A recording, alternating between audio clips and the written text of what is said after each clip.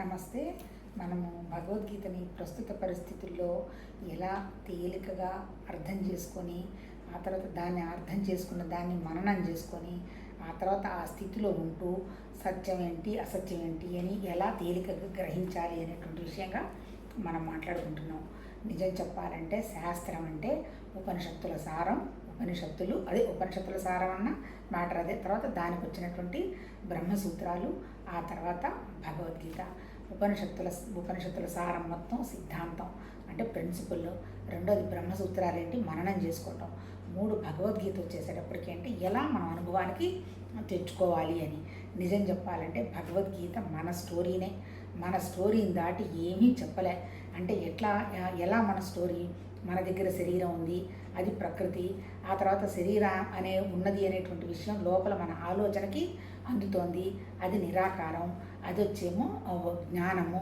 అంటే ఏంటి, మొత్తం భగవద్గీత చెప్పింది ఏంటి, మన శరీరానికి సంబంధించినటువంటి జ్ఞానం, అసలు సత్యం ఏంటి అనేటువంటి విషయం ఎలా అవగాహన చేసుకొని మన దగ్గర ఉన్నటువంటి మన మనస్సుని ప్రకృతి విషయంలో అనవసరంగా టెన్షన్ పడి దుఃఖపడకుండా ఎంత తేలికగా లైఫ్ లీడ్ చేయాలి అనేటువంటి విషయాన్ని నిజం చెప్పాలంటే భగవద్గీత చెప్పిందప్ప. అట్లా లీడ్ చేయాలంటే ఏముండాలి మన దగ్గర ఉన్నటువంటి అంతఃకరణ ఉంది కదా, మనసు, బుద్ధి, చిత్తం అనేటువంటిది అంతఃకరణ. చిత్తం అంటే మన జ్ఞాపకాలు. ఆ జ్ఞాపకాలకు అనుగుణంగా మనకు ఆలోచనలు వస్తుంటాయి. ఆ ఆలోచనలను బట్టి మనకు సంకల్ప వికల్పాలు వస్తూ ఉంటాయి. ఈ సంకల్పం మంచిదా కాదా అనేటువంటి విషయంగా వివరణ ఇచ్చి ఇది కరెక్టు, ఇది కరెక్ట్ కాదు అని చెప్పేది మన బుద్ధి. అంటే ఏంటి, ఆ బుద్ధి అంటే మన వివేకం అన్నమాట. అందుకని ఏంటి, ఇప్పుడు వివేకంగా కనుక మనం నిర్ణయాలు తీసుకుంటామనుకోండి, వివేకంగా పనిచేస్తాము, వివేకంగా ఫలం ఉంటుంది అని. అంతే బుద్ధి అంటే అదే. కాకపోతే మన వివేకం ఎంతసేపటికి ఎలా ఉంది, మన అంతఃకరణ దేని అనుగుణంగా పనిచేస్తుంది. నేనే శరీరం, నా శరీరం తప్ప ఇంకొకటి ఏమీ లేదు. నేను, నా శరీరం, నా కోరికలు, నా బంధువులు, నా ఇష్టం, నా దుఃఖం, నా సంతోషం, ఇట్లా వీటన్నిటికీ మధ్యనే ద్వంద్వాల మధ్య కొట్టుమిట్టాడుతూ ఉన్నాం మనం. ఇట్లా ఈ కొట్టుముట్టాడుతున్నటువంటి ఈ ద్వంద్వాల నుంచి బయటకు వచ్చి ఎలా మనం మన జీవన విధానాన్ని వండర్ఫుల్గా జీవించాలి అనేటువంటి విషయాన్ని భగవద్గీత చెప్పింది. అందుకని ఏంటి, భగవద్గీత వచ్చేసేసి ప్రాక్టికల్ కాబట్టి దీన్ని శాస్త్రం అన్నారు, అంతే కదా. సైన్స్ను మనం శాస్త్రం అని ఎందుకు అంటున్నాము, సైన్స్ ఏంటంటే ఇప్పుడు ఆటోఫాగి ఉంది చూసారా మొన్న, అంటే ఉపవాసం కనుక ఉంటే లోపల ఉన్నటువంటి బ్యాడ్ సెల్స్ అవి చచ్చిపోతాయి అని చెప్పారు. కానీ ఈ విషయాన్ని గురించినటువంటి ఉపవాసం, ఏకాదశి ఉపవాసం అని చాలా సంవత్సరాల నుంచో, వేల సంవత్సరాలు ఎప్పుడో ఇంతగా అథెంటిసిటీ అనేది మనకి లేదు. కానీ ఈ సనాతన ధర్మంలో అది పాటించడం ఉంది. కాకపోతే ఏంటి, దానికి అథెంటిసిటీ లేదు కదా. ఎప్పుడైతే అథెంటిసిటీ వచ్చిందో దాన్ని ప్రయోగం చేసి నిరూపించారో వాళ్ళకి నోబెల్ ప్రైజ్ వచ్చింది. అంటే ఏంటి, ఏదైతే మనం ప్రయోగం చేసి నిరూపిస్తామో దాన్ని శాస్త్రం అంటారు, అంతే. ఇప్పుడు ఇక్కడ మరి ఎట్లా దీన్ని నిరూపించగలగాలి, మన మీద మనం పనిచేసుకుంటూ, ఓహో నా మనసు తేలిగ్గా ఉందా, తర్వాత టెన్షన్గా ఉందా, దీనికి అనుగుణంగా నా ప్రాణశక్తి పెరిగిందా, ఆ ప్రాణశక్తి పెరిగినటువంటి ప్రాణశక్తి వల్ల నా శరీరానికి ఎలాంటి ఇబ్బందులు లేకుండా ఉన్నాయా లేవా అని ఎవరికి వాళ్ళు పరిశోధించుకోవాలి. అలా పరిశోధించుకునేటువంటి విషయాన్ని మనకి భగవద్గీత చెప్పింది. అల్టిమేట్ ఏంటి భగవద్గీత చెప్పింది రెండు విషయాలు. మొదటిది ఏంటి, అన్నిటికీ మూలం మన అహంకారం, మన మమకారం, ఈగోయిజం ఉంటుంది చూసారా. నాది నన్ను ఇలా అన్నారు, అలా అన్నారు, వాళ్ళని అలా చేసేయాలి, వీళ్ళని ఇలా చేసేయాలి. ఇటువంటి ఘర్షణే మనిషికి టెన్షన్, అంతకంటే ఇంకేం లేదు. ఎందుకు, ఆ మనిషి అంటే ఎవరు, మళ్ళీ ఆ మనసు ఉంది. అహం ఎక్కడుంది, మన మనసు మీదనే ఉంది. మనసుకు రెండు లక్షణాలు ఉన్నాయి. ఏది కావాలంటే అది చూస్తుంది. అంటే నిద్రపోతున్నప్పుడు నిరాకారంగా ఉన్నటువంటి భగవతత్వంతో మనసు కనెక్ట్ అయి ఉండగలదు. తెల్లవారు నిద్ర లేచిన తర్వాత మళ్ళీ నేను, నా శరీరం, నా ప్రాణం, నా బంధువులు, నా వస్తువులు, నా ఉద్యోగం, నా ఆస్తులు అని ఇటు పరిగెత్తగలదు. అంటే అర్థం ఏంటి, మనసు అనేది రెండు రకాల పదునైన కత్తి. ఇప్పుడు ఈ మనసుని తీసుకొచ్చి భౌతికంగా ఉన్న విషయాల మీద పద్ధతిగా కండక్ట్ చేసుకుంటూ, కానీ మానసికంగా దీని మీద ఎక్కువ విలువ ఇవ్వకుండా, మనసుని ఘర్షణ పట్టకుండా ఎలా మనం జీవించాలి అనేటువంటి విషయాన్నే మనకి భగవద్గీత చెప్పింది. అంటే అల్టిమేట్ ఏంటి, మన ఋషులకు అందింది కూడా అదే. కాకపోతే ఇక్కడ అర్థం చేసుకునేది ఏంటంటే, ఒక్కొక్కళ్ళ మేధా సంపత్తి చూస్తే వావ్ అనిపిస్తుంది. ఎందుకు, వాళ్ళ ఆలోచన విధానమే డిఫరెంట్గా ఉంటుంది. అంటే సపోజ్ కొంతమంది, నేను ఒక ఇంటర్వ్యూ విన్నాను, అల్టిమేట్ అంటే వాళ్ళు కూడా హ్యూమనిజం గురించే, దేవుణ్ణి నమ్మరు కదా, కాకపోతే ఏంది వాళ్ళ సిద్ధాంతం ఏంది, ఈ ఈ మనుషులు అనే దాంట్లో ఆఫ్రికన్స్కి, యూరోపియన్స్కి, అమెరికన్స్కి, ఇండియన్స్కి ఏమి డిఫరెన్స్ లేదు. అంటే వాళ్ళ ఉద్దేశంలో హ్యూమన్ అంటే మొత్తం హ్యూమనే. అంటే వాళ్ళదెంత ఎక్స్పాండ్ అయ్యింది వాళ్ళ మనసు. కాకపోతే ఏంటంటే అది నాలెడ్జ్ ఉన్న తర్వాత నిజంగా అది ఎక్స్పాండ్ అయ్యి అది వాళ్ళ ఆచరణకు కూడా తీసుకొని వచ్చుకున్నారు అంటే అది డెఫినెట్గా వండర్ఫుల్. కాకపోతే ఏంటంటే ఎవరు కూడా సిద్ధాంతం మీదనే స్టక్ అవుతారు. దాన్ని యాక్షన్ తెచ్చుకోవడానికి వాళ్ళు ఒక్కళ్ళే కాదుగా, వాళ్ళ చుట్టుపక్కల ఒక సమాజం, వాళ్ళ కుటుంబం, ఇవన్నీ ఉంటాయి కదా. వాళ్ళందరినీ దాటి వాళ్ళు ఎలా వెళ్ళగలరు అంటే మేధా సంపద. అందుకనే ఏం చెప్తున్నాడు భగవద్గీత, తప్పించుకు తానొవ్వక విషయాన్ని నువ్వు గ్రహించు, కానీ వండర్ఫుల్గా నీ శరీరం ద్వారా నువ్వు సేవ చేస్తావో లేకపోతే నువ్వు ఏమన్నా చెయ్యి, దాన్ని నువ్వు పట్టించుకోకుండా నువ్వు జీవించు అనేటువంటి లౌక్యంగా మనం ఎలా బతకాలి అనేటువంటి విషయాన్ని మనకి వండర్ఫుల్గా భగవద్గీత చెప్పింది. నిజంగా ఇప్పుడు మాట్లాడుకుంటున్నాం కదా, ఆ ఋషులకు అందింది కూడా ఏంటి, మనలో ఒక జీవత్వం ఉంది, ఈ జీవత్వం ఉందని నాకు లోపల ఉన్నటువంటి నా జ్ఞానానికి అందుతుంది. నేనే జీవత్వం అనుకున్నప్పుడు నేనెంత ఘర్షణ పడుతున్నానో నా జ్ఞానానికి తెలుస్తుంది. నేను జీవత్వం కాదు, నేను కూడా భగవతత్వం అనుకున్నప్పుడు నేనెంత తేలిగ్గా ఉన్నానో వాళ్ళకి అర్థమవుతుంది. అంటే ఈ విషయం ఏంటి, ఆ ఋషులు ఆ తత్వంతో వాళ్ళు జీవించి వాళ్ళు అవగాహన చేసుకొని దాన్ని వాళ్ళ అనుభవంలోకి తెచ్చుకొని వండర్ఫుల్గా వాళ్ళు ఉపనిషత్తులు రాయడం జరిగింది. ప్రపంచంలో అత్యద్భుతమైనవి రెండే రెండు అంటారు.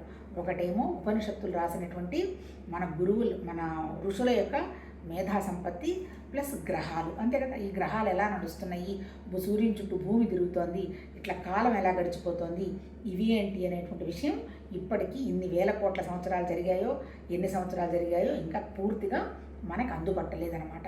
ఇవి రెండే వండర్స్ అంటారు. ఎట్లా ఈ ఉపనిషత్తుల గురువులు ఏం చేశారు, మొత్తం మీద టోటల్గా ఒక నిరాకారమైనటువంటి వ్యవహారం ఉంది, అంతే కదా. నిరాకారంగా అణువు ఒక శక్తి ఉందని వాళ్ళ బుద్ధితో గ్రహించారు.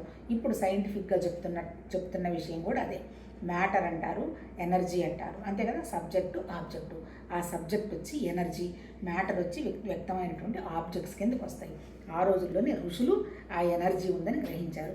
మరి వ్యక్తం అవుతున్నటువంటి సృష్టి అంతా ఎక్కడి నుంచి వచ్చింది, ఆ ఎనర్జీలో నుంచే వచ్చింది, అంతే కదా.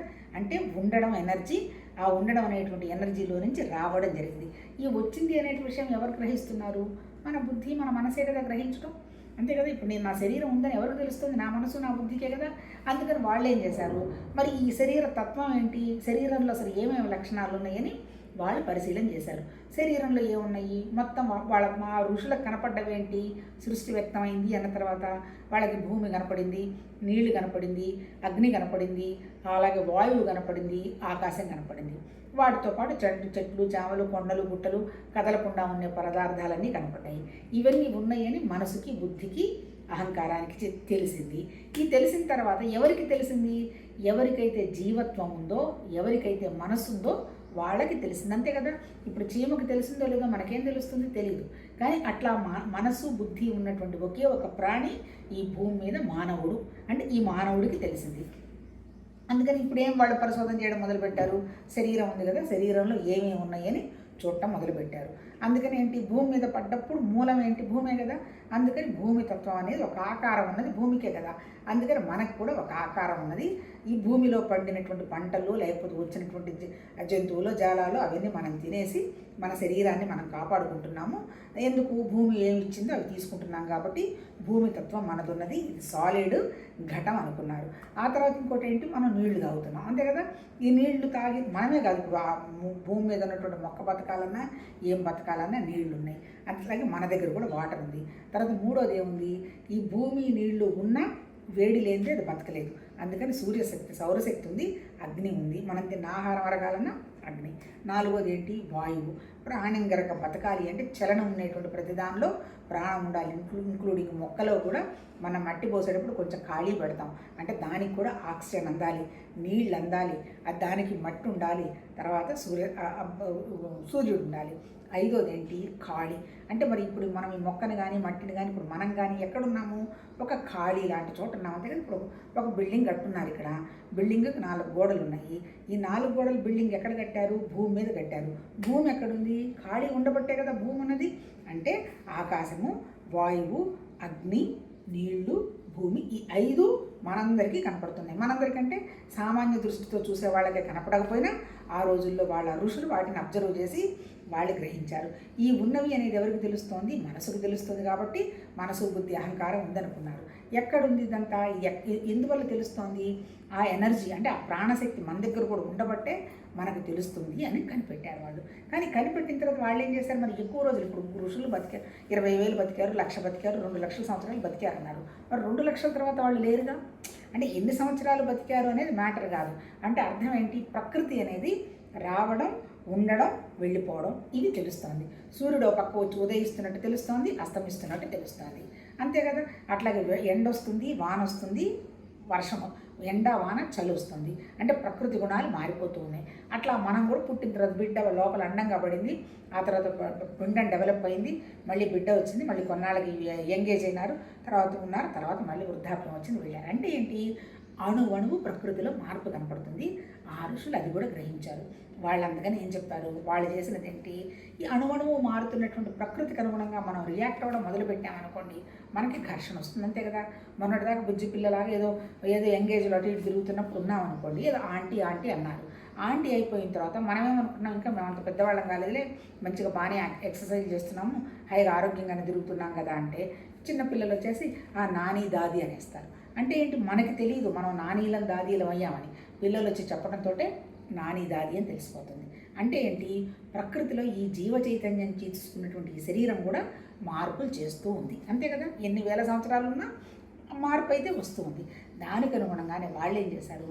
ఈ మారుతున్న ప్రకృతి మీద కనుక మనం ఫోకస్ పెట్టి, అయ్యో నేను చచ్చిపోయినానే అనేటువంటి, లేదా వాళ్ళు చచ్చిపోయినారా అనేటువంటి దుఃఖం పెట్టామనుకో, టెన్షన్ పడతామని అనే ఉద్దేశంతో ఆ మహానుభావులు గ్రహించి, మారకుండా ఉన్నటువంటి నిరాకారమైనటువంటి శక్తే నువ్వు, మారేదంత శరీరం కాబట్టి దాని గురించి నువ్వంతా టెన్షన్ పడక్కర్లేదు. కాకపోతే ఏంటి? నీ దగ్గర ప్రాణశక్తి ఉంది కాబట్టి, శరీరం ఉంది కాబట్టి, ప్రతి పని పరమాత్మతత్వం అని కనుక చేసావు అంటే ఆ పనికి నీకు లాభ నష్టాలు ఏమి ఏర్పడవు కాబట్టి సమస్థితిలో ఉంటావు. తర్వాత నిన్ను ఇబ్బంది పెట్టేది నీ ఇంద్రియాలు, నీ మనసు కాబట్టి వాటిని కంట్రోల్ చేసావు అంటే అప్పుడు కూడా నీ మనసు ఒక చోట నిలబడుతుంది. ఆ తర్వాత ఏంటి? ఉన్నదంతా ఒక్కటే ఏంటి? ఆ నిరాకారమైనటువంటి భగవతత్వం, నేను కూడా ఆ స్థితికి వెళ్ళడం, ఉండడం, లేదంటే నేను కూడా అదే అనేటువంటి విషయం గ్రహించాలి అనేది అనన్య భక్తి. ఆ తర్వాత ఏంటి? జ్ఞానం అంటే ఏంటి? క్షేత్రం మన దగ్గరే ఉంది, క్షేత్రజ్ఞత మన దగ్గరే ఉంది. కాకపోతే ఈ క్షేత్రాన్ని క్షేత్రజ్ఞతతోటి ఉపయోగించుకుంటూ అల్టిమేట్ ఉన్నదంతా ఆ నిరాకారమైనటువంటి విషయం గ్రహించడం అనేటువంటి విషయమే మనకి భగవద్గీత చెప్పింది. భగవద్గీతలో ఎక్కడో దేవుడు ఉన్నాడని కానీ, ఇలా ఉన్నాడని కానీ ఏం చెప్పాల. నిరాకారమైనటువంటి ఒక శక్తిలో నుంచే everything it has to be manifested అన్నాడు. అంటే వ్యక్తమైంది అన్నాడు. అంతేగాని సృష్టించాను సృష్టించాను అనలేదు. కాబట్టి సృష్టికర్త లేడు. ఎక్కడున్నాడు సృష్టికర్త? ఓన్లీ శక్తే ఉంది. ఆ శక్తినే వీళ్ళు ఏమన్నారు? మన వాళ్ళు తత్ అన్నారు. ఎక్కడుంది ఆ తత్? తత్వంలో ఉంది. తత్వం ఎక్కడుంది? మన దగ్గరే ఉంది. అందుకని తత్వం మసి అన్నారు. అంటే ఏంటి? అది నేనే, అది నువ్వే అన్నారు. అసలు అదేంటి? ఆ నేను నువ్వు ఏంటి? అది జస్ట్ ప్రజ్ఞ అన్నారు. ప్రజ్ఞ అంటే ఏంటి? జ్ఞానం. అంటే జ్ఞానం అనేది నిరాకారం. ఆ నిరాకారమైనటువంటి ప్రజ్ఞ ఎక్కడుంది? ప్రజ్ఞానం బ్రహ్మ. అది సర్వత్రా వ్యాపించి ఉన్నది. అంత వ్యాపించినటువంటి ప్రజ్ఞానం బ్రహ్మ మనతో వ్యాపించదా? అదే ఫస్ట్ మహావాక్యం. రెండోది తత్వమసి. మూడోది వచ్చేంటి? అహం బ్రహ్మాస్మి, నేనే అది, ఇంకెవరు లేరంటే నాకేగా తెలుస్తుంది. నా శరీరం ఉందని నాకు తెలుస్తుంది. కళ్ళు మూసుకుంటే నిరాకారంగా ఉన్నటువంటి స్థితి నాకే తెలుస్తుంది. నాకు అంటే ఎవరికి? నా జ్ఞానానికి. అది అహం బ్రహ్మాస్మి అన్నారు. లాస్ట్లో ఏమన్నారు? అయమాత్మ బ్రహ్మ. ఆ నిరాకారంగా వ్యాపించినటువంటి తప్ప ఇంకా ఏమీ లేదు అన్నాడు. అంటే ఇక్కడ చెప్పింది ఏంటి? ఆ మహానుభావులు, మనకి ఇంద్రియాలు ఉన్నాయి కాబట్టి మనం అన్నీ సపరేట్గానే చూస్తాం. ఇక్కడ నిన్న మనం క్షేత్రజ్ఞ విభాగంలో ఇప్పుడు మనం చదువుకుంటున్నాం. ఫస్ట్ది ఏంటి? అన్ని సమస్యలకి కారణం ఐడెంటిటీ. ఆ విషాదానికి, అర్జునుడి విషాదానికి కారణం ఐడెంటిటీ. నువ్వు ఐడెంటిటీ పోగొట్టుకోవయ్యా అని 1 నుంచి 6వ చాప్టర్ వరకు చెప్పాడు. 6 నుంచి 7 నుంచి 12 వరకు మొత్తం భక్తి అంటే ఏంటి, అనన్య భక్తితో ఎలా ఉండాలి, భక్తుడి లక్షణాలు ఏంటి, ఆ తర్వాత యోగి లక్షణాలు ఏంటి, కర్మయోగి లక్షణాలు ఏంటి, జ్ఞాని లక్షణాలు ఏంటి, ఎలా స్థితప్రజ్ఞతగా ఉండాలి అని 12 వరకు చెప్పాడు. ఇప్పుడు మనం 13వది ఏం చదువుకుంటున్నాం? ఈరోజు ఆల్మోస్ట్ ఎండుకు వచ్చింది. క్షేత్రజ్ఞ విభాగం అని చదువుకుంటున్నాం. 13 నుంచి 18 వరకు మొత్తం చెప్పింది జ్ఞానం గురించి చెప్పాడు. ఏంటి జ్ఞానం? క్షేత్రజ్ఞానం అంటే ఎవరు? జ్ఞానం అంటే ఏంటి? జ్ఞేయం అంటే ఏంటి? జ్ఞాత ఏంటి? మనం చాలాసార్లు మాట్లాడుకున్నాం. మళ్ళీ ఇంకొకసారి ఇంట్రడక్షన్ మాట్లాడుకుందాం. క్షేత్రం అంటే పంచభూతాలతో తయారైనటువంటి ఈ దేహం. దీన్ని ఏమన్నారు, క్షేత్రం అంటే పొలం అన్నారు. అంటే ఒక విత్తనం పెడితే పొలంలో హార్వెస్టింగ్ వస్తే మనం ఎలాంటి విత్తనాలు పెట్టామో ఏమో నిజమో కాదో అంతా మనకేం తెలియదు. మనది ఒక క్షేత్రం. ఈ క్షేత్రంలో ఎవరున్నారు, ఎందుకు ఈ క్షేత్రం లోపల క్షేత్రజ్ఞత అనేటువంటి ఒక జ్ఞానం ఉండబట్టే ఉంది. జ్ఞానం అని కనుక అంటే ఆత్మ కిందకు వస్తుంది, అంటే ప్రత్యేగాత్మ అంటాడు. జ్ఞానాన్ని కూడా దాటి ఉన్నదంతా ఒకటే అని కనుక వస్తే బ్రాహ్మణ్ అన్నాడు. బ్రాహ్మణ్ అన్నా, ఆత్మన్నా, జ్ఞానం అన్నా, ప్రత్యేగాత్మన్నా అన్నీ ఒకటే అర్థం. జ్ఞానం అంటే ఏంటి, జ్ఞాపకం అంతే కదా, జ్ఞప్తికి చేసుకోవటం. క్షేత్రము ఉన్నదనేటువంటి విషయం నా జ్ఞప్తికి వస్తుంది కాబట్టి నేను నా లోపలే క్షేత్రజ్ఞుడు అనేవాడు ఉన్నాడు. ఎట్లా ఉన్నాడు ఈ క్షేత్రజ్ఞుడు, వీడు నిరాకారం అంతే కదా. ఆకారం, మన ఆలోచనకు ఆకారం ఏముంది, క్షేత్రానికి ఆలోచన ఉంది కానీ క్షేత్రజ్ఞతకు ఆకారం లేదు. అందుకని ఇక్కడ ఏం చెప్తున్నాడు, ఈ క్షేత్రం అనేది పంచభూతాలతో తయారైందయ్యా, 24 తత్వాలు ఉన్నది. ఈ 24 తత్వాలు ఉన్నటువంటి నీ శరీరం లక్షణాలు ఏంటి, సుఖం, దుఃఖం, లాభం, నష్టం, ఈ చెత్తా చెదారం ఇదంతా ద్వంద్వాలు వేసుకొని కూర్చొనింది. ఇప్పుడు నీ క్షేత్రజ్ఞత ఎలాంటి లక్షణాల్లో ఉండాలి, జ్ఞానస్థితికి వచ్చావంటే అజ్ఞానం పోతుంది. ఏంటి జ్ఞానం, ఉన్నదంతా ఒకటే భగవతత్వం. నాకు ఐడెంటిటీ లేదు, అహంకారం లేదు, తర్వాత క్షమించే గుణం ఉంది, అహింస లేదు, ఇంద్రియాల మీద కంట్రోల్ ఉంది. అంటే ఉన్నదంతా అనన్య భక్తితోటి స్థిరంగా ఆ పరమాత్మతత్వం తప్ప ఇంకేమీ వద్దనేటువంటి మానసిక స్థైర్యం ఉంది. ఎప్పుడైతే ఇవన్నీ ఉన్నాయో నువ్వు జ్ఞానస్థితిలో ఉన్నట్టు అనేటువంటి విషయంగా చెప్తాడు. అసలు క్షేత్రజ్ఞం అంటే ఏంటి, అది నిరాకారం, ఆది అనంతం. ప్రకృతి క్షేత్రం అంటే మన ప్రకృతి, క్షేత్రజ్ఞత అంటే జ్ఞానం. ఈ రెండు కలిపిన తర్వాతనే సృష్టి వ్యక్తమైనట్టుగా కనపడుతుంది. ఒకవేళ క్షేత్రజ్ఞత అక్కడ ఉంది, విషయం తెలిసింది ఎవరు తెలియనప్పుడు అది ఉన్నది, ఇంకా సృష్టి వ్యవహారమే లేదు.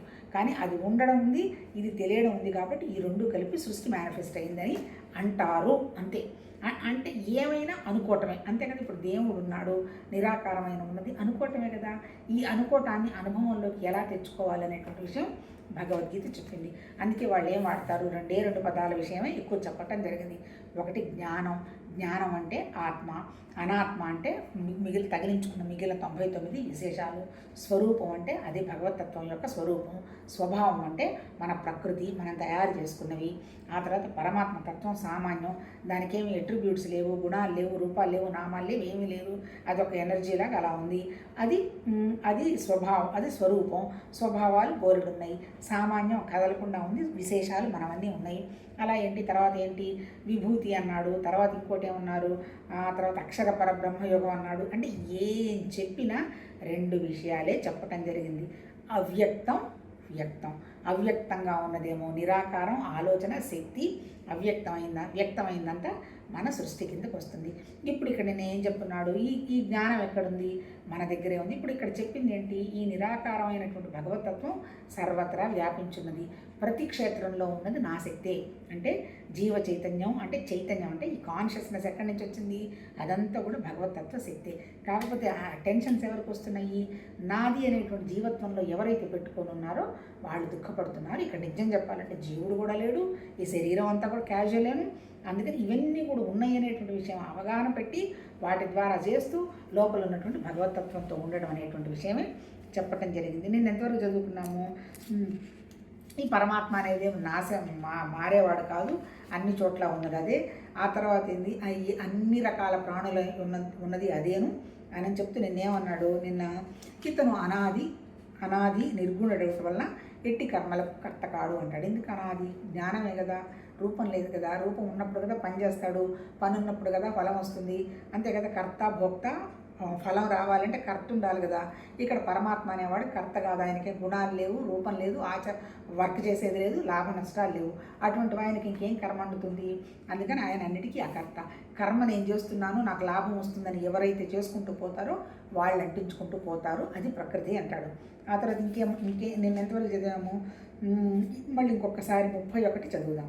అర్జున, నాశరహితుడైన పరమాత్ముడు ప్రాణుల శరీరములందున్నప్పటికీ అనాది అగుట వలన నిర్గుణుడగుట వలనను ఎట్టి కర్మలకు కర్త కాడు, కనుక అతనికి ఎటువంటి కర్మలు అంటవు అన్నాడు. ఎందుకు, కర్మ ఎప్పుడైతే ఉండదో, కర్త ఎప్పుడైతే ఉండడో కర్మ ఉండదు, కర్మ ఎప్పుడైతే ఉండదో ఫలం ఉండదు. ఇప్పుడు మన సృష్టికి కూడా మనం ప్రస్తుత పరిస్థితుల్లో అర్థం చేసుకుంటే నాకు ఒక కోరిక వచ్చినప్పుడు దాని గురించి నేను తెగ ఆలోచన చేస్తాను. దాన్ని ఎలా లాభం అది ఫలం తీసుకురావాలని తెగ ఆలోచన చేస్తాను. దాన్ని చిన్నగా నేను పని చేయడం మొదలు పెట్టాను. చేసిన తర్వాత ఏమొస్తుంది? ఫలం వస్తుంది. చేసింది ఎవరు? నేనే చేశానని కనుక నేను అనుకున్నప్పుడు దానికి వచ్చేటువంటి లాభ నష్టాలకి రెస్పాన్సిబిలిటీ నాకు వస్తుంది. ఇక్కడ జ్ఞానంలో ఏముంది? జ్ఞానంలో ఊరికినే జ్ఞానశక్తి ఉంది తప్ప అక్కడ కర్మ లేదు. ఎందుకు కర్మ లేదు? అక్కడ రూపం లేదు. రూపం ఎందుకు లేదు? గుణాలు కూడా లేదు. నిర్వికల్పం, నిశ్చలం, అఖండమైన దానికి లాభ నష్టాలతో సంబంధం లేదు కాబట్టి అది ఏమీ పని చెయ్యదు. చేయడానికి దానికి రూపం లేదుగా, కర్త లేడుగా అక్కడ. అందుకని కర్త లేడు, రూపం లేనప్పుడు దానికి కోరిక ఎక్కడుంది?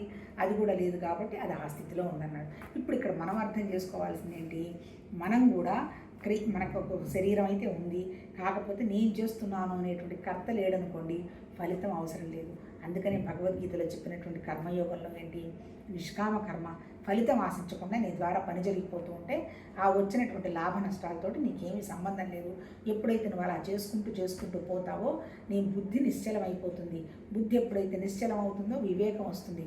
వివేకం ఎప్పుడైతే వస్తుందో వైరాగ్యం వస్తుంది. వైరాగ్యం ఎప్పుడైతే వస్తుందో నువ్వు ఏది చూసినా ఏది విన్నా సత్యం ఏంటి అసత్యం ఏంటి అని వెంటనే గ్రహించగలుగుతావు. అది కర్మ వల్ల. అలాగే యోగం వల్ల ఇంద్రియాల మీద పట్టు వస్తుంది.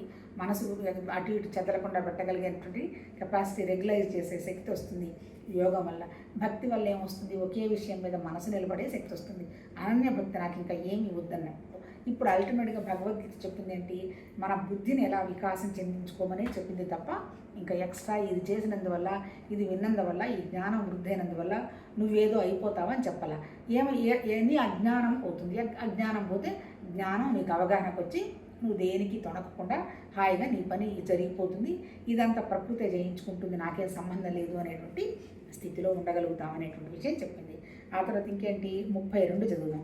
సర్వత్రా వ్యాపించిన ఆకాశము సూక్ష్మమగుట వలన వాటి గుణదోషాలు దానికి అంటవు. అట్లే సకల ప్రాణుల దేహముల యందు స్థితమై ఉన్నటువంటి ఆత్మ నిర్గుణమగుట వలన వాటి గుణదోషాలు దానికి అంటవు. ఇప్పుడు ఏం చెప్తున్నారు? చాలామంది ఆధ్యాత్మిక సాధన చేసేవాళ్ళు అంటుంటారు, డీప్గా వెళ్ళు అంటారు. సూక్ష్మంగా ఉంది, నాకు సూక్ష్మంగా ఉంది అంటారు. ఏంటి సూక్ష్మంగా ఉండడం? ఇప్పుడు ఇక్కడ ఏం చెప్తున్నాడు? ఆకాశం సూక్ష్మమగుట వలన వాటి గుణదోషాలు దానికి అంటవు. అంటే ఆకాశం ఎట్లా ఉంది? ఖాళీగా ఉంది, అంతే కదా. ఆకాశానికి వాసన లేదు, ఆకాశానికి రుచి లేదు, ఆకాశానికి రూపం లేదు. రూపం అంటే ఇప్పుడు మనం చూస్తే పైన ఖాళీగా కనపడుతుంది, కానీ నిజంగా ఆకాశానికి వెళుతున్నంతసేపు అదే కనపడుతుంది. తర్వాత 4 ఆకాశానికి ఏముంది? చలనం లేదు. గాలి లేదుగా, చలనం లేదు.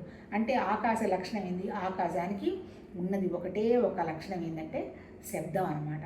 ఆ శబ్దం కూడా ఎలా ఉంటుంది? సూక్ష్మంగా ఉంటుంది, అంతే కదా. శబ్దం అంటే మళ్ళీ భాష కాదు, రా పో వెళ్ళు అనేటువంటి భాష లేదు. ఊరికినే ఒక నిశ్శబ్దమైనటువంటి నిరాకారమైన నిశ్చలమైన అఖండమైనటువంటి ఒక ఎనర్జీ నుంచి ఒక ఆకాశం అంటే ఒక ఖాళీ వచ్చినట్టుగా కనపడుతుంది. ఆ ఖాళీనే శబ్దం అన్నారు. ఆ శబ్దం తర్వాత మళ్ళీ ప్రాణం అన్నారు. వాటికే రకరకాల పేర్లు పెట్టారు. ఈ శబ్దం అంటే ఏంటి? ఆకాశానికి ఒకటే ఒక లక్షణం ఉంది, శబ్ద లక్షణం. అట్లాగే వాయువుకు 2 లక్షణాలు ఉన్నాయి. శబ్దం ఉంది, కదలిక ఉంది, అంతే కదా.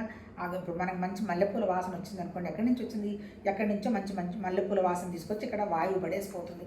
అట్లాగే ఏదైనా డెడ్ బాడీ వాసన వచ్చింది అనుకోండి, అది కూడా మోసుకొని వస్తుంది. అంటే ఏంటి? వాయువుకి కదలిక, ఆకాశానికి శబ్దం, వాయువుకి కదలిక. అంటే గాలికి 2 లక్షణాలు ఉన్నాయి. అంటే మన హృదయానికి కూడా 2 లక్షణాలు అన్నమాట. హృదయం అంటే ఏంటి? మళ్ళీ మా సెంటర్లో ఉన్నటువంటి భగవతత్వానికి, అంతే కదా. గాలి పీల్చుకుంటుంది, వదులుతుంది. ఆ మధ్యలో ఉన్నటువంటి నిశ్శబ్దమైనటువంటి గ్యాప్ ఉంది, ఏ శబ్దం లేని గ్యాప్, అది భగవతత్వం అన్నాడు. ఎందుకంటే అది నిరాకారం కాబట్టి. మూడోది 3 లక్షణాలు ఉన్నాయి అగ్నికి. అంటే మండేది మన కంటికి కనపడుతుంది, గాలి వల్ల నిప్పు పైకి ఎగుస్తున్నట్టు మనకు కనపడుతుంది. ఆ తర్వాత అగ్ని మండుతున్నప్పుడు శబ్దం మనకు తెలుస్తుంది. అంటే 3 లక్షణాలు అగ్నికి ఉన్నాయి. ఆ తర్వాత భూమికి 4 లక్షణాలు ఉన్నాయి. ఏమున్నాయి? ఆ శబ్ద లక్షణం ఉంది, నీళ్లు పారుతూ ఉంటాయి. ఆ తర్వాత రెండోది దానికి వాయు లక్షణం ఉంది, చలనం ఉంది, కదులుతుంది కదా నీళ్లు కూడా. ఆ తర్వాత 3వ లక్షణం ఏంటి? రూపం, అగ్ని లక్షణం ఉంది దానికి. నీళ్లు మన కంటితోటి మనం చూడొచ్చు, సముద్రం చూడొచ్చు, తర్వాత నేను కాలువలు చూడొచ్చు, వర్షపు నీరు చూడొచ్చు, మనం చూస్తాము. ఆ తర్వాత 4వ లక్షణం దానికి ఉన్నది ఏంటి? దానికి రుచి లక్షణం ఉంది. నోట్లో నీళ్లు పోసుకుంటే రుచి వస్తుంది, పంచదారతో కలిపితే పంచదార రుచి వస్తుంది, ఉప్పుతో కలిపితే ఉప్పు వస్తుంది. అంటే ఆ లక్షణం ఎక్కడుంది? నీళ్లలో ఉంది. తర్వాత అల్టిమేట్ 5 భూమితత్వం. భూమికి 5 లక్షణాలు ఉన్నాయి. ఎట్లున్నాయి? భూమికి ఇప్పుడు ఈ 4 ఉన్నాయి. ఏంటి? ఫస్ట్ లక్షణం శబ్దం ఉంది, అంతే కదా. ఏదైనా అవి ఇప్పుడు సైక్లోన్లు బైక్లోన్లు వచ్చినప్పుడు అంతా కూడా మా భూకంపాలు వచ్చినప్పుడు అంతా కూడా భూమిలో కదలిక ఉంది. రెండోది వచ్చేంటి? భూమికి శబ్దం ఉంది, భూమికి కదలిక ఉంది 2. 3 వచ్చేంటి? భూమికి రూపం ఉంది, కంటికి కనపడుతుంది. తర్వాత భూమికి లక్షణం రుచి ఉంది, నోట్లో మట్టి పెట్టుకుంటే రుచి తెలుస్తుంది మనకి. 5వది వచ్చే లక్షణం ఏంటంటే భూమికి గంధ తన్మాత్ర అన్నారంటే వాసన అన్నారు. అందుకని ఈ వాసనని అందుకని ఈ 5 లక్షణాలకు అనుగుణంగానే మన దగ్గర 5 ఆయుధాలు పెట్టారు. భూమి లక్షణం మన దగ్గర ముక్కు, ఆ తర్వాత నీళ్ల లక్షణం నోరు, ఆ తర్వాత అగ్ని రూప లక్షణం కళ్ళు, ఆ తర్వాత వాయువు కదులుతున్నటువంటి మనం తీసుకునే గాలి వాయు లక్షణం, శబ్ద లక్షణం మన చెవులు అంటే మన స్పర్శ అనమాట. అంటే శబ్దస్పర్శ రూప రస గంధాలు 5 ఈ లక్షణాలు ఉన్నాయి. అంటే ఆకాశం అనేది సూక్ష్మమైందనమాట. ఎందుకు? దానికి ఒకటే లక్షణం కాబట్టి. అందుకే ఇప్పుడు మనం ధ్యానం చేస్తున్నా కళ్ళు మూసుకున్నా, మనం కళ్ళు మూసుకుంటే మనం ఒక శూన్య అంటే ఆకాశం లాంటి ఖాళీని మనం అబ్జర్వ్ చేయగలుగుతాం. ఎందుకు? సూక్ష్మమైందనమాట. అంటే మనం కూడా అంత సూక్ష్మంగా వెళ్ళాలంటే ఏంది? ఇప్పుడు నా ఆ వాసన ఈ వాసన నన్ను ఇబ్బంది పెడుతుంది, నేను సూక్ష్మంగా ఉండలేను. అద్దిద్దాం ఇద్దిద్దామని మనసు పరుగులు పెడుతుంది, నేను సూక్ష్మంగా ఉండలేను. తర్వాత నాకు వాళ్ళు కళ్ళు కనిపించారు వీళ్ళు కనిపించారు అంటే నేను సూక్ష్మంగా ఉండలేను. ఆ తర్వాత ఎంతసేపటికి ఎడిపోదామని వాయువు కదిలిస్తుందంటే నేను సూక్ష్మంగా ఉండలేను. అంటే సూక్ష్మం అంటే ఏంటి? శూన్యంగా ఉన్నటువంటి స్థితిని, అంటే ఏ ఆలోచన లేనటువంటి స్థితిని మనం ఆకాశతత్వంలాగా మనం తీసుకురావాలి. అంటే ఎక్కడ తీసుకురావాలి? మన హృదయంలో మనం తెచ్చుకోవాలి. హృదయం అనేది సెంటర్ అనుకుందాం. అంటే ఏంటి? ఇప్పుడు మనం కళ్ళు మూసుకున్న ఆలోచనలు వస్తుంటాయి, ఎక్కడికి పోదామా, ఏంది పరిగెడదామా, బాత్రూమా, ఇట్లాంటి ఆలోచనలు వస్తుంటాయి. ఎప్పుడైతే నువ్వు సూక్ష్మంగా ఉన్నావో, ఏ ఆలోచన లేని స్థితి కనుక ఉంటే అప్పుడు అది నిరాకారమైనటువంటి భగవతత్వం. ఆకాశాన్ని భగవతత్వంగా చెప్పడు కానీ భగవతత్వం ఎట్లా ఉంటుంది అని కనుక ఉదాహరణ ఇవ్వండి అంటే ఏ ఆలోచన లేకుండా ఖాళీగా ఉన్నటువంటి ఆకాశంలాగా ఉంటుంది, ఆకాశంలాగా ఉండవచ్చని చెప్పచ్చు. ఎందుకు? అది నిరాకారం అన్నమాట. అంటే నిశ్శబ్దం అనమాట. అంటే సూక్ష్మంగా ఉంటుంది అనమాట. ఇప్పుడు ఇక్కడ చెప్పింది ఇప్పుడు ఎప్పుడైతే ఆకాశానికి ఏమీ లేవు, అందుకని భగవంతుడి పూజలో కూడా ఆకాశానికి పూజలు లేవు, అన్నీ ఆకాశంలోనే ఉన్నాయి, కానీ ఆకాశం ఎందులో లేదు. అంటే ఇప్పుడు మనం ఉన్నదంతా నీళ్లు ఉన్నాయి, భూమి ఉంది. మనం ఇప్పుడు విమానంలో పైన పోతుంటే మనకు భూమి కూడా గుండ్రంగా తిరుగుతున్నట్టుగా మనకి కనపడుతుంది. అంటే ఖాళీలో ఉన్నాం. నువ్వు ఎంత ఎత్తుకుపోయినా అదంతా ఖాళీనే, ఆకాశతత్వం అంతకంటే ఇంకేం లేదు. అంటే ఏంటి? ఈ ఆకాశానికి ఏవి అంటావు. ఎందుకు? దానికి నామం లేదు, రూపం లేదు, గుణం లేదు, ఏమీ లేదు కాబట్టి. అలాగే పరమాత్మతత్వం కూడా నిరాకారమైనటువంటి భగవతత్వం సర్వత్రా వ్యాపించున్న సూక్ష్మంగా ఉంది. అంటే ఏంటి? గుణాలు లేవు, దానికి గుణాలు లేవు, కోరికలు లేవు, కదలికలు లేవు, వాసనలు లేవు, రూపాలు లేవు, ఏమీ లేదు కాబట్టి వాటికి ఉన్నటువంటి గుణదోషాలు దానికి ఏం సంబంధం లేదు అంటాడు. ఇక్కడ చెప్పదలుచుకున్నది ఏంటి? మనం కూడా ఖాళీగా కనుక అయినామనుకోండి, ఎలాంటి అనవసరమైన ఆలోచనలు, అనవసరమైనటువంటి కోరికలు, మాటలు ఇవన్నీ పోయి మనలో మనం స్థిరంగా నిరాకారంగా ఉంటే మనం చేస్తున్నటువంటి ఏ పని వల్లనైనా మనకి ఎలాంటి లాభ నష్టాలు పాపపుణ్యాలు అంటావు. ఎందుకంటావు? మన మోటివ్ ఏదో కోరిక కోసం మనం ఏం చెయ్యం కదా. మనం మంచితత్వంతో కనుక పెట్టుకొని కనుక చేస్తే దానివల్ల వచ్చే లాభ నష్టాలు ఏమి ఉండవు. ఇంకా చెప్పాలంటే భౌతికంగా ఇప్పుడు మన ఐపీసీ లాంటి చోట కూడా మోటివ్ ఉంటేనే పనిష్మెంట్. మోటివ్ అంటే లోపల నేను ఒక ఆలోచన పెట్టి దానికి అనుగుణంగా ప్లాన్ చేసి నాకు లాభం నష్టం రావాలని చేసినప్పుడు మాత్రమే వస్తాయి. ఇప్పుడు ఇక్కడ చెప్తున్నది ఏంటి? లోపల ఉన్నటువంటి మన జ్ఞానం నిరాకారం, దానికి ఏ సమస్యలు లేవు. ఇప్పుడు మనం చేయాల్సింది ఏంటి? మన ఆలోచన 2 రకాలుగా ఉంటుందనుకుంటాగా, నిరాకారంగానే ఉండగలుగుతాం. నిరాకారంగా ఉండడం అంటే మనం లోపలగా పరిశీలించుకోవటం. లోపలగా మనం ఉండడం అంటే మన దగ్గర ఉన్నటువంటి అనవసరపు ఆలోచనలన్నీ తీసేసుకోగలడం. పైకి లోపల ఉన్నది బయట ఉన్నది ఒకటంటే బయట ఏం కనపడుతున్నాయి? నామరూపాలు, జగత్తు, జీవుడు, ఈశ్వరుడు ఇదంతా కనపడుతున్నాయి. ఇప్పుడు మనం ఏం చేయాలి? అవన్నీ ఉంటాయి, ఇంద్రియాలు చూస్తే వాటిని మనం ఆపలేము. కాకపోతే వాటికి మనం అటాచ్ కాకుండా లోపల ఉన్నటువంటి మన నిరాకారానికి మనం అటాచ్ కావాలి. నిరాకారానికి మనం అటాచ్ కావాలంటే ఆకాశం లాంటి ఖాళీ తత్వాన్ని మన మనసులో ఏర్పాటు చేసుకోవాలి. దానికే ఎంటీ అయిపో. ఎంటీ అంటే ఏమి లేదు, మన దగ్గర ఉన్నటువంటి అనవసరపు ఆలోచనలని వదిలించుకోవడం, ముఖ్యంగా దుఃఖపడుతున్న ఆలోచనలని మరీ డివాల్యూ చేసి పడేయడం. మనం వాటిని వదిలించిందే అవి పోవు. అందుకే అన్నమయ్య పాట కూడా ఉంటుంది, అలసితి అంటే వద్దు అంటే అనుకోకపోతే అవి మొదలవు. ఆ వద్దు అనేటువంటి మానసిక శక్తిని మనసుకు తయారు చేయాల్సింది మనమే. అదే భగవద్గీత చెప్పింది. ఎలా తయారు చేయాలి? కర్మని నిష్కామంగా చెయ్యి, ఇంద్రియాలను కంట్రోల్ పెట్టుకో, మనసును ఒకే విషయం మీద ఫోకస్ పెట్టు. ఆ ఫోకస్ పెట్టినటువంటి విషయం ఏంటంటే అది నిరాకారమైనటువంటి తత్వం. ఆ నిరాకారమైనటువంటి తత్వం నీ దగ్గరే ఉంది. కాకపోతే ఈ నామరూపాలు, ఆకారాలు, వస్తువులు, విషయాలు, బంధువులు, దుఃఖాలు అన్నీ తగిలించుకొని నాది నాది అని దుఃఖపడుతున్నాం. ఇక్కడ అసలు నాది అనేవాళ్ళు ఎవరు లేరు. అసలు ఇక్కడ జీవుడే లేడు. ఉన్నదంతా ఒక పరమాత్మ తత్వమే అనేటువంటి విషయాన్ని భగవద్గీత మనకి చెప్పటం జరిగింది. ఈరోజు ముగిస్తామనుకున్నాం కానీ కాలేదు. రేపు కంక్లూడ్ చేద్దాం. ఇంకొక 2 శ్లోకాలు ఉన్నాయి. నమస్తే.